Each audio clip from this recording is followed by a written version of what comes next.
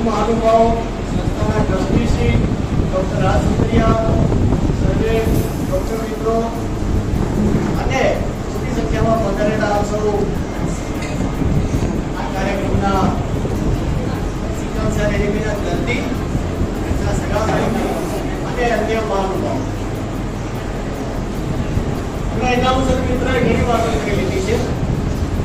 બે ત્રણ વસ્તુ મારે કહેવી છે. જે દર્દીઓએ જે પોતાની વાત કીધી ને એ સમજવા જેવી છે. સાબરકાંઠામાં આપણે લગભગ કેટલા ટકા સ્ક્રીનિંગ પૂરું થયું? 83% સ્ક્રીનિંગ પૂરું થયું અને 685 દર્દી છે અને 28,000 ટ્રેન છે. બાકીના નેગેટિવ છે. આપણું 18% સ્ક્રીનિંગ બાકી છે. સૌથી ઝડપથી આપણે સ્ક્રીનિંગ પૂરું કરીએ. આપણે સૌ જાણીએ છીએ કે આનુવંશિક રોગ છે. હવે આ એક બહુ સરસ વસ્તુ છે. બેઠા છે સિકલ સેલ અટકાવવો હોય તો શું કરવું? આજે રમેશભાઈની વાત હતી ને, રમેશભાઈના બાપ દાદા વખતે આપણે આની સિકલ સેલની સમજ નહોતી. તમારા માતાના સંબંધે કોઈ એક પોઝિટિવ હશે, તમને આવ્યો, તમારા બહેનના આવ્યો, બીજા નથી આવ્યો. તમારા કિસ્સામાં એવું છે કે તમને પોઝિટિવ છે, તમારા વાઇફને નથી કદાચ, એટલે એકના બાળક ના આવ્યો. હવે કાળજી શું લેવાની હતી?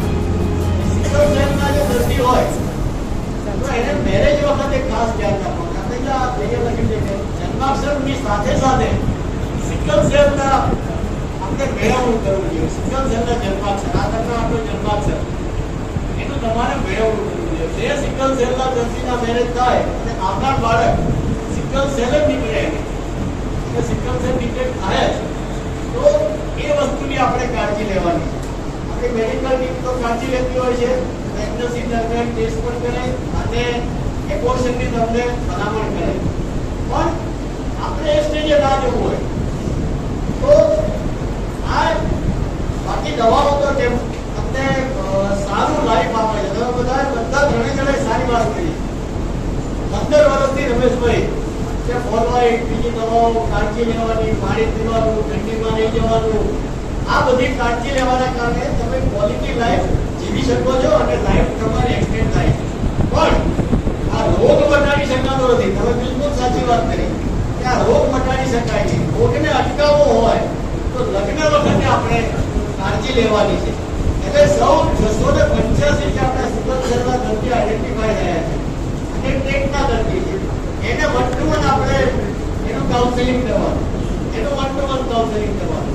12% જે પણ હજુ સ્ક્રીનિંગ આપણું બાકી છે, 18% એમાંથી પણ આપણને કોઈ સિકલ સેલના દર્દી મળે છે કે ટ્રેક મળે છે, એનો આપણે કાઉન્સેલિંગ કરીએ. આપણી પાસે એરિયા નક્કી થઈ ગયો, ફોકસ એરિયા કે આપણે 30,000 લોકોનો સંપર્ક કરવાનો છે. સાબરકાંઠા જિલ્લા 30,000 કે ફોર એક્ઝામ્પલ 685 છે એ તો વાહક છે, એને તો આપણે પ્રોપર કેર લેવાની છે અને સાથે સાથે ટ્રેક, તો ટ્રેકમાં આપણે કેર લઈએ તો આવનારી પેઢીમાં સિકલ સેલના દર્દી ઘટતા છે અને એ રીતે જ આ સિકલ સેલ આપણે નાબૂદ કરશું. આપણા આદરણીય વડાપ્રધાન સાહેબે ગત વર્ષે રાષ્ટ્રીય સિકલ સેલ મિશન અંતર્ગત સમગ્ર દેશમાંથી સિકલ સેલ નાબૂદ કરવા માટેનું અભિયાન ઉપાડ્યું છે.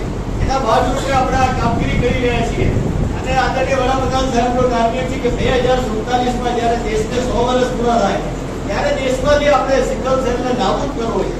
એ સિકલ સેલને નાબૂદ કરવો હોય તો અત્યારથી આપણે કાળજી લેવી પડે અને ખાસ કરીને લગ્ન વખતે જ કાળજી લેવાની છે. આ એક જ કાળજીથી આપણે સિકલ સેલ અટકાવી શકીએ છીએ. એ સિવાય બીજો કોઈ રસ્તો નથી. આની કોઈ મેડિકલ નથી. ટીબી હોય તો ટીબી મટાડી શકીએ, બીજા કોઈ રોગ મટાડી શકીએ, પણ આ આનુવંશિક રોગ છે એટલે એ રીતે મટાડી શકાતો નથી. દર્દીઓના પ્રતિભાવ તમને ખરેખર ઉપયોગી થશે. આજના કાર્યક્રમમાં સૌ મોટી સંખ્યામાં ઉપસ્થિત અને દર્દીઓએ પોતાની જે વાત છે એને બહુ સારી રીતે રજૂ કરી છે. સારવારની પદ્ધતિથી પણ કઈ દવા આપવામાં આવે છે એમનું અભિનંદન આપું છું. બહુ સરસ રજૂઆત કરી. જેથી કરીને બીજા દર્દીઓ અને અન્ય લોકોને પણ એની જાણકારી મળશે.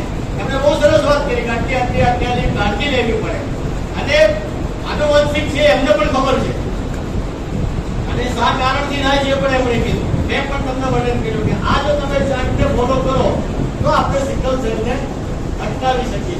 સામાન્ય અને સામાન્ય જે છે તમને કરશે તો કોઈ ઇસ્યુ નથી.